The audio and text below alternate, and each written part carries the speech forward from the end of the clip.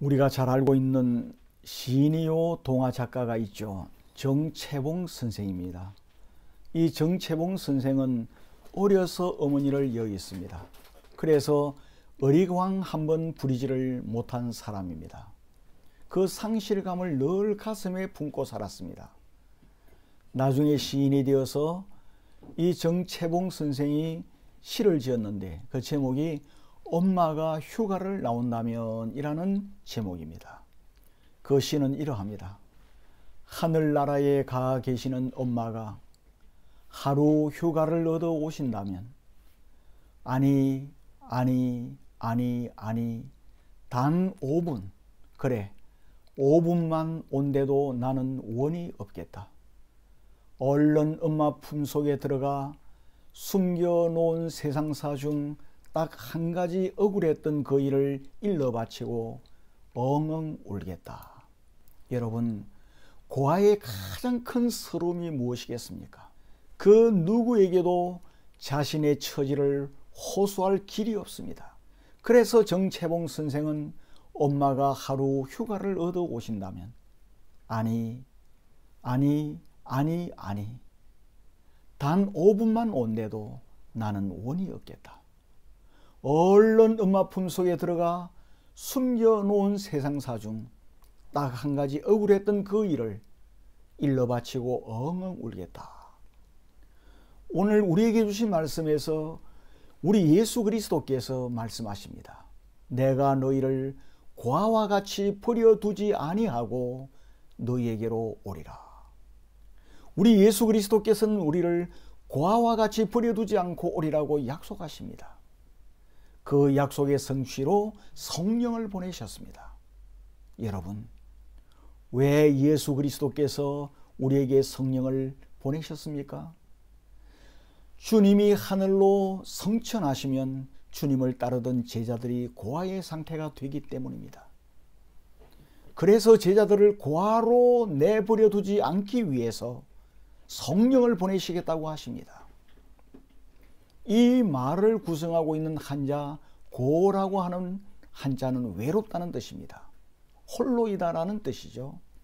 그리고 아는 어린이라는 뜻을 가집니다. 하지만 사람이라는 뜻도 포함하고 있습니다. 그러므로 사전적으로 말하자면 고아는 부모 없는 어린이를 가리킵니다. 하지만 넓게 보자면 홀로 사는 사람들 혹은 외로운 사람들을 다 가리키는 말이라고 할 수가 있습니다. 이 고아에 해당하는 헬라는 오르파노스입니다. 이 오르파노스라는 이 의미는 부모를 잃은 자녀뿐만 아니라 자녀를 잃은 부모에게도 쓰이는 말이었습니다. 그러니까 헬라어에서의 고아는 부모를 잃은 아이들을 지칭하는 말일 뿐만 아니라 의지할 곳을 잃은 모든 사람들을 지칭하는 말이 이 고아라는 오르파노스라는 말이에요. 이제 제자들을 두고 예수 그리스도께서 하늘로 떠나가시게 됩니다. 이 제자들은 허벌판에 홀로 버려진 그러한 고아와 같은 처지가 되었습니다. 그래서 우리 주님은 그 부모와 자식과 예수님의 자리에 하나님의 영이신 성령을 세우신 것입니다. 우리 예수님은 이제 곧 고아같이 버려지게 될 제자들에게 약속하십니다. 나는 너희를 고아처럼 버려두지 아니하고 너희에게 다시 오겠다. 고아처럼 버려두지 아니하겠다는 겁니다. 이 말씀을 하시면서 그런데 이제는 세상이 볼 수 없는 모습으로 오시겠다는 거예요. 19절을 보면은 조금 있으면 세상은 다시 나를 보지 못할 것이로되 너희는 나를 보리니 이는 내가 살아있고 너희도 살아있겠음이라 라고 말씀하십니다. 여기에서 세상이라는 말은 육신의 눈에 보이는 것만이 전부라고 믿고 사는 불신자들을 가리킵니다. 세상의 눈에 보이는 것만이 전부예요. 이것만을 위해서 살아가는 사람, 그러한 사람들을 19절에서는 세상이라는 말로 표현하고 있습니다. 그들에게는 예수님이 더 이상 보이지 않을 것이라는 겁니다. 그러나 그리스도 예수를 믿고 있는 제자들에게는 예수 그리스도가 여전히 인식됩니다. 그런데 주님은 그 성령을 보혜사라고 말씀하십니다. 이 보혜사의 뜻이 뭡니까? 은혜로 지키시고 보호하시고 도우시는 스승님이라는 뜻입니다. 은혜로 지킵니다. 그리고 보호해요. 그리고 도와줍니다. 그러한 스승이라는 뜻이 보혜사라는 뜻이죠. 그런데 우리 예수 그리스도께서 또 다른 보혜사라고 말씀하지 않습니까? 그러니까 먼저 보혜사가 계셨다는 겁니다. 먼저 오신 보혜사는 누굽니까? 예수님이죠. 예수님은 이제 육신을 입고 이 땅에 오셔서 시간과 공간의 제한 속에서 보혜사의 역할을 하셨습니다. 그런데 이제 어떻게 되었습니까? 예수 그리스도께서 승천하세요. 예수님께서 승천하시면 또 다른 보혜사, 시간과 공간의 제한을 받지 않는 영으로서의 보혜사를 보내주시겠다고 약속하시는 것입니다. 여러분 이것을 잘 아시겠죠? 그런데 모든 하나님들의 백성 안에 거하시며 보혜사 성령 하나님께서 도우시겠다는 겁니다. 우리 주님께서 보내주신 이 보혜사 성령께서 모든 하나님의 백성들 심령 속에 거하시면서 도와주시겠다는 겁니다. 그래서 또 다른 보혜사, 그렇게 표현하고 있는 것입니다. 우리 예수님과 전혀 다른 분이 아니에요. 예수님의 마음과 뜻을 가지신 분이십니다. 우리 예수님께서 이 땅에서 육신을 입고 하셨던 일과 똑같이 주님께서 하신 그 일을 똑같이 이루기 위해서 오시는 분이 성령 보혜사이신 것입니다. 우리 예수 그리스도께서 육신을 입으시고 성육신 하셔서 이 땅에서 모든 사역을 하셨습니다. 우리 예수 그리스도께서 하셨던 것과 똑같은 그 일을 이루어 드리기 위해서 우리에게 오신 분이 바로 성령님이시라는 겁니다. 그런데 여기에서 중요한 일이 있습니다. 우리는 보혜사 성령님이 오시는 목적을 분명히 알아야 돼요. 성령님이 왜 오시죠? 여러분 26절을 보시기 바랍니다. 26절을 보면은 보혜사, 곧 아버지께서 내 이름으로 보내실 성령 그가 너희에게 모든 것을 가르치고, 그렇게 말합니다. 그러니까 성령 하나님께서 우리들에게 오셔서 하시는 사역이 뭐죠? 우리에게 모든 것을 가르치시는 사역이에요. 그리고 두 번째는 뭡니까? 우리 예수 그리스도께서 우리에게 말씀하신 모든 것을 생각나게 하시는 사역이에요. 우리 예수 그리스도께서 말씀을 하셨어요. 그 잊어버릴 때가 있잖아요.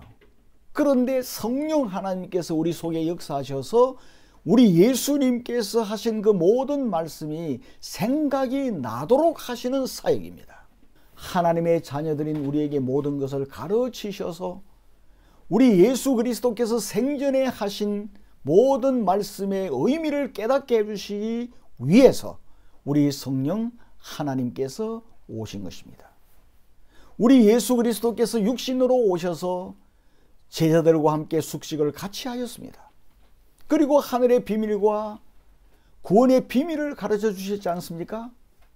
그러나 예수님께서는 우리 죄를 대신 지시고 십자가에서 죽으시고 부활하시고 승천하셨어요. 인간적으로 보면 우리는 고아와 같은 처지에 놓이게 되었습니다. 그래서 예수 그리스도께서는 보혜사 성령을 보내주셔서 하나님의 백성들인 우리의 눈과 귀를 여시는 거예요. 우리의 육신의 부모님이 우리를 먹이십니다.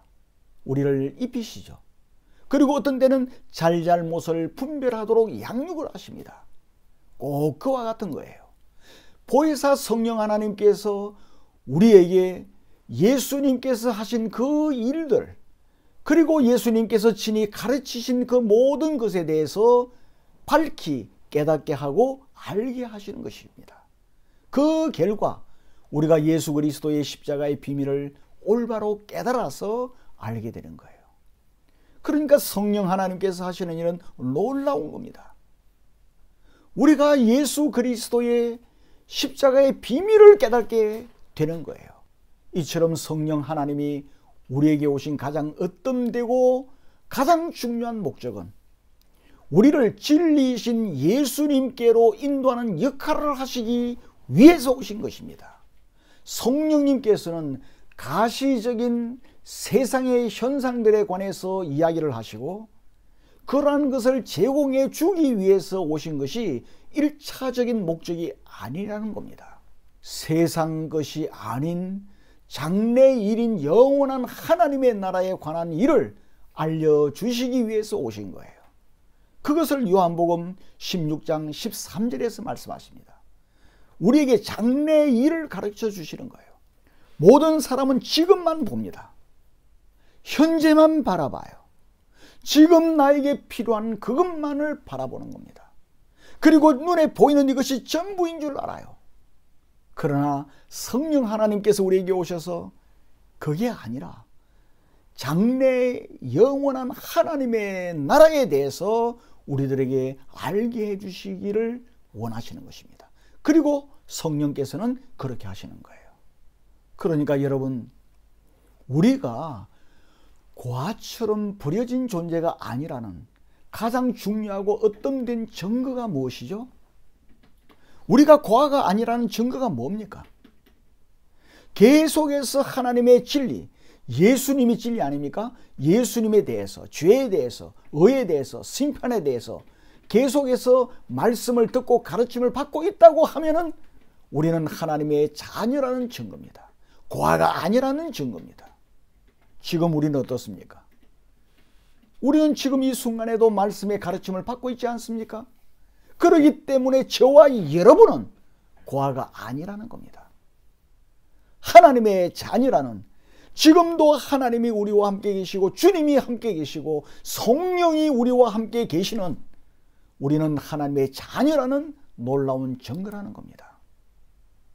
만일 그 누구든지 성령님의 역할로 인해서 진리에 대해서, 예수 그리스도에 대해서 계속 밝히 가르침을 받지 못한다면 그 사람은 아무리 권력, 돈, 이 세상의 모든 것을 다 가지고 있다 할지라도 고아라는 겁니다. 그래서 예수님은 내가 너희를 고아와 같이 버려두지 아니하고 너희에게로 오리라, 그렇게 말씀하신 거예요. 우리 예수님께서 오리라는 동사를 사용합니다. 이 동사는 계속적이고 반복적인 것을 나타내는 동사입니다. 계속적이라는 거예요. 그러니까 예수 그리스도께서 성령의 모습으로 이 땅에 오시는 것은 먼 장래의 미래 재림하실 때 있는 것이 아니라는 말씀이에요. 오리라는 이 말씀은 마치 오순절 성령 강림되어 있었던 그러한 형태로 우리에게 늘 오시겠다는 말씀이에요. 그 성령 하나님께서 오신 것은 우리 주 예수 그리스도께서 오셔서 우리와 함께 하신다는 그러한 의미가, 우리 주님께서 내가 너희를 고아와 같이 버려두지 아니하고 너희에게 오리라 하는 이 말입니다. 우리 중에 늘 함께 계신다는 뜻입니다. 우리 중에 늘 함께 계셔서 늘 함께 교통을 하시는 거예요. 그렇기 때문에 하나님의 자녀인 우리가 육신적으로 보면 고아와 같이 버려진 상태에 있는 것처럼 보이지만 실상은 어떻습니까? 주님과 늘 함께 하고 있는 거예요. 주님과 늘 동행하고 있는 겁니다. 왜 그렇죠? 그분이 늘 다시 오시기 때문에 그렇습니다. 주님은 지금도 우리와 늘 함께 하십니다. 우리 주님은 늘 우리와 함께 하시면서 성령을 통해서 우리를 율법을 지키는 자로, 그리스도 예수를 사랑하는 자로 만들어가고 계시는 거예요. 양육을 하고 계시는 겁니다. 우리를 성장시키고 계시는 거예요. 그렇기 때문에 우리는 고아와 같이 버려진 사람이 아니에요. 우리가 밖에 나가서 옷이 더러워지면 어머니가 옷을 벗기고 새 옷을 갈아입히잖아요. 그리고 더러운 옷을 깨끗하게 빱니다. 그와 같이 우리 주 예수 그리스도께서도 우리를 이처럼 양육하는 거예요. 더러워진 옷을 벗기시고 주 예수 그리스도의 말씀과 주 예수 그리스도의 보혈의 피로 또 씻기십니다. 회개하게 하시고 새하얀 깨끗한 세마포 옷을 갈아입게 하시는 거예요. 그 보혜사 성령 하나님께서 계속해서 우리를 예수 그리스도의 이름과 권세로 새롭게 하세요. 그리고 담대함을 가지게 하시고 특별히 죄를 회개하게 하십니다. 그뿐만 아니에요. 장래에 되어질 모든 일들을 알게 하시는 겁니다. 그래서 지금 찰나를 위해서 사는 것이 아니라 주님 다시 오실 그때를 위해서 살도록 해주시는 겁니다. 우리는 날마다 새롭게 되며 더러운 옷을 벗어버립니다. 새롭고 깨끗한 옷을 입습니다. 그리고 영의 양식을 먹기 때문에 우리 영혼이 윤택합니다. 우리 영이 윤택할 때 어떤 현상이 일어납니까? 내 영혼이 잘된 같이 내가 범사에 잘되고 강건한 축복을 우리가 받게 되는 거예요.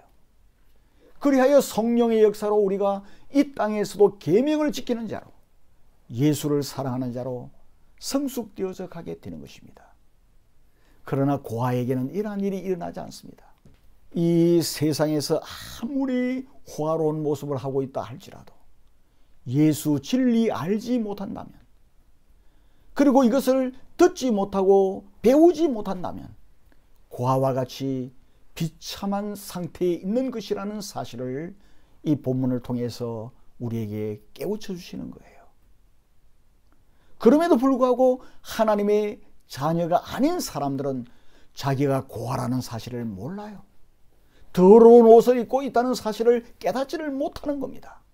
그러면 여러분, 보혜사 성령으로 양육을 받은 우리에게 나타나는 표징이 어떤 것입니까? 우리가 고아가 아니고 보혜사 성령으로 양육을 받고 있다는 사실을 어떻게 알 수가 있어요? 이 로마서 13장 8절을 보시기 바랍니다.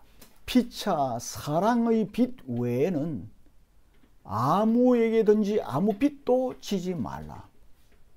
남을 사랑하는 자는 율법을 다 이루었느니라. 그렇게 말씀하세요. 과와 같이 버려진 자가 아니라 보혜사 성령을 받은 사람은 이웃을 사랑하는 것으로 이 땅에서 표가 나타나는 겁니다. 율법의 지향점이 하나님의 사랑, 이웃 사랑입니다. 그리고서 이웃 사랑이 율법의 완성이라고 성경에서 말씀하지 않습니까? 고아가 아니라 보혜사 성령으로 양육받는 그 사람들은 하나님의 계명을 지키는 자로 양육이 되는 겁니다. 그 완성이 뭡니까? 이웃을 사랑하는 것으로 나타나는 거예요. 그래서 남을 사랑하는 자는 율법을 다 이루었느니라 우리 예수 그리스도께서 말씀하고 있습니다. 우리 한번 확인해 봅시다. 하나님을 사랑하고 이웃을 사랑하는 것이 보혜사 성령님의 보호와 양육을 받고 있는 하나님의 자녀라는 정표입니다. 그렇다면 여러분 어떻습니까? 우리 자신을 한번 점검해 보십시다. 여러분 정말 그렇게 하십니까? 이웃을 여러분 자신의 몸과 같이 사랑하십니까? 지난 주간에 제가 아는 어느 목사님이 다른 곳으로 이사를 하셨습니다. 한 장로가 집집마다 다니면서 연판장을 돌렸다는 겁니다. 목사님에 대한 악한 말을 만들어서 퍼뜨리는 일을 하였습니다. 우리 사회에 정말 상식에 어긋난 목사들이 있다는 것을 인정합니다. 그러나 제가 아는 한 그 목사님은 시골에서 성직자답게 목회를 하였습니다. 물론 완전한 것은 아니죠. 인간에게 허물이 있습니다. 그런데 그러한 목사님을 이상한 거짓말이나 하는 사람으로 소문을 냈습니다. 결국 그 목사님은 큰 상처를 입고 다른 곳으로 이사를 하셨습니다. 사실 사회에서도 잘 일어나지 않는 악한 일들이 교회에서 일어납니다. 우리가 성경을 보면 무슨 선한 일을 하여야 영생을 얻느냐고 질문하는 어떤 부자 청년에게 우리 예수님께서 대답하십니다. 내가 생명에 들어가려면 계명들을 지켜라. 그렇게 하시면서 내 이웃을 내 자신과 같이 사랑하라. 그렇게 말씀하십니다. 마태복음 19장에 나오는 말씀이에요. 그러나 요즘 안타깝게도 교회 안에서 목사 장로들이 이 천국에 들어가는 것과 정반대의 일을 하고 있지 않습니까? 우리들도 마찬가지예요. 사실은 그러한 장로들처럼 하지는 않습니다만은 마음속으로 얼마나 이웃을 미워할 때가 많았습니까? 심지어 부부끼리도 서로 미워하며 다투는 일이 종종 있지 않습니까? 여러분, 그렇다면 우리는 하나님의 자녀가 아닌가요? 영생을 얻지 못하고 있습니까? 여기에서 우리가 꼭 알아야 할 생명보다 더 중요한 사실이 있습니다. 그것은 우리가 이웃을 미워하는 마음이 들고 더 나아가 이웃을 모함하고 악하게 대하였을 때 하나님의 자녀라면 성령 하나님께서 우리 심령 속에서 너무나도 슬퍼하십니다. 그 성령 하나님께서 우리를 가만히 두지 않습니다. 고아가 아무리 잘못해도 꾸짖는 사람 없어요. 아무리 옷이 더러워도 갈아입히는 사람이 없습니다. 그러나 우리는 고아가 아니기 때문에 성령 하나님께서 우리 심령 속에서 죄를 깨닫게 하십니다. 우리를 책망하십니다. 그래서 하나님의 자녀라면 마음이 괴롭습니다. 견딜 수가 없습니다. 다윗은 죄를 짓고 회개하지 않았을 때 뼈가 썩는 것 같다고 시편 32편에서 말씀합니다. 성령 하나님께서는 죄를 깨닫게 하십니다. 그리고 회개하게 하세요. 그러므로 이웃을 해치는 것이 얼마나 무서운 죄인지를 성령 하나님께서 깨닫게 하시는 거예요. 그래서 그 죄를 먼저 깨닫는 것이 중요합니다. 죄라는 것을 깨닫고 회개하며 하나님을 바라볼 때 길이 열리는 겁니다. 그것이 악한 죄라는 것을 깨닫고 회개하지 않으면 다른 방법이 없어요.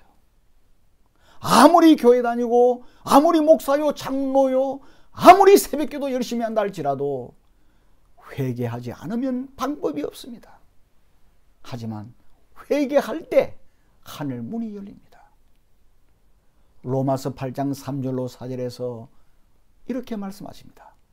율법이 육신으로 말미암아 연약하여 할 수 없는 그것을 하나님은 하시나니 그 죄를 인하여 자기 아들을 죄 있는 육신의 모양으로 보내어 육신의 죄를 정하사 육신을 좇지 않고 그 영을 좇아 행하는 우리에게 율법의 요구를 이루어지게 하려 하심이니라. 율법은 누가 지켰습니까? 우리가 지켰습니까? 우리는 율법을 지키지를 못했습니다. 아니, 할 수도 없습니다. 그래서 예수님이 우리를 대신하여 다 지키셨습니다. 율법을 다 이루셨어요. 우리가 지은 죄를 죄로 깨닫고 죄를 깨닫게 하시는 것이 보혜사 성령의 역할이기 때문에 그 죄를 깨닫고 하나님께 회개하게 만드시는 거예요. 성령 하나님께서 하나님의 자녀에게 죄를 책망하시는 것입니다. 요한복음 16장 8절에서 말씀하지 않아요? 죄를 죄로 깨닫고 회개할 때 하나님께서는 율법을 다 지킴으로 완성하신 그리스도 예수의 의를 회개하는 그 사람에게 전가시켜 주시는 겁니다. 옮겨주시는 거예요. 그렇게 하심으로 예수 그리스도의 십자가 안에서 율법의 모든 요구가 이루어진 것으로 여겨주시는 것입니다. 그리스도 예수께서 율법을 다 지키셨어요. 나는 지키지를 못했습니다. 그래서 미워했습니다. 악한 죄를 지었어요. 성령께서 깨닫게 해주십니다. 그러면은 회개하는 겁니다. 그리할 때 그리스도 예수의 그 의로운 나를 옷을 입혀주시는 겁니다. 그래서 내가 율법을 이룬 것처럼 주님께서 여겨주신다는 겁니다. 에베소서 2장 8절 9절에서 이렇게 선언합니다. 너희가 그 은혜를 인하여 믿음으로 말미암아 구원을 얻었나니 이것이 너희에게서 난 것이 아니요 하나님의 선물이라. 행위에서 난 것이 아니니 이는 누구든지 자랑치 못하게 함이니라. 놀라운 주님의 은혜입니다. 우리와 함께 하시는 보혜사 성령께서 죄를 책망하실 때 철저하게 회개하면 이러한 놀라운 축복이 우리에게 임한다. 그 말씀입니다. 이제 말씀을 맺겠습니다. 우리는 고아와 같이 버려진 사람들 아닙니다. 보혜사 성령님께서 우리와 함께 하십니다. 그래서 장래일을 알게 하세요. 죄를 책망하시고 하나님과 이웃을 사랑하게 하십니다. 이것이 바로 우리가 고아가 아니라는 증거인 것입니다. 특히 이웃 사랑은 모든 율법의 완성이에요. 이웃을 사랑하는 것이 성령 하나님의 보호와 인도와 양육을 받고 있다는 가장 중요한 증표인 것입니다. 아무리 세상적으로 출세했다 할지라도 이러한 증거가 없다면 고아라는 증거인 것입니다. 그런데 우리 자신을 살펴보면 하나님을 사랑하고 이웃을 내 몸과 같이 사랑하지 못하고 있습니다. 그러면 버림받은 고아라는 말입니까? 아니죠. 우리가 사랑하지 못했을 때 성령 하나님께서 고아처럼 버려두지 않으십니다. 왜? 우리는 자녀이기 때문에. 그래서 죄를 책망하십니다. 그래서 내가 사랑하지 못한 것은 가장 무서운 죄라는 사실을 깨닫게 하시고 회개하게 하시는 것입니다. 우리가 회개할 때 그리스도 예수의 십자가의 의가 우리에게 다 첨가됩니다. 그리스도 예수의 의를 우리에게 덮으셔서 나의 의로 인정을 해 주시는 겁니다. 그리할 때 우리의 심령 속에 성령으로 인하여 역사가 일어나는데 죄 사함 받은 기쁨, 죄 사함 받은 감격으로 가득 차게 되는 거예요. 그래서 주님을 찬양하며 주님의 능력으로 이웃을 사랑하며 그렇게 살아가고 싶은 마음을 가지게 되는 겁니다. 성령께서 우리 마음을 감화 감동시키셔서 하나님의 뜻을 이루어 드리는 그런 마음 가지게 만드는 거예요. 그리고 위하여 기도하게 됩니다. 기도할 때 그러한 능력을 공급받는 거예요.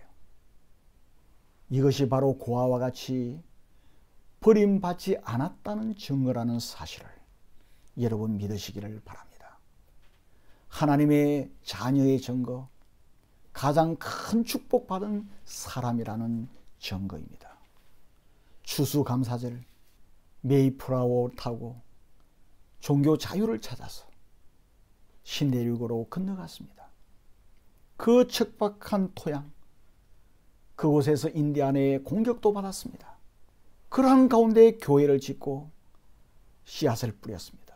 그리고 추수를 하였습니다. 너무나 감격해서 자기를 공격했던 그 인디언들을 초청했습니다. 함께 음식을 나누었습니다. 바로 그것이 뭡니까? 고아가 아니라는 증거예요. 원수까지도 초청했습니다. 그리고 함께 음식을 나누었습니다. 그리스도의 사랑을 나누었습니다. 추수감사절은 이것을 기념해야 됩니다. 그리고 우리가 이것을 실천해야 되는 절기인 것입니다. 공중 나는 새, 들에 핀 들풀도 먹이시고 입히시는 우리 아버지 하나님께서 우리가 이 세상을 살아갈 때 필요한 물질도 주십니다. 이것을 믿으시기 바랍니다. 이러한 축복을 누리며 감격과 감사로 살아가는 우리 모두가 다 되기를 주님의 이름으로 축원합니다.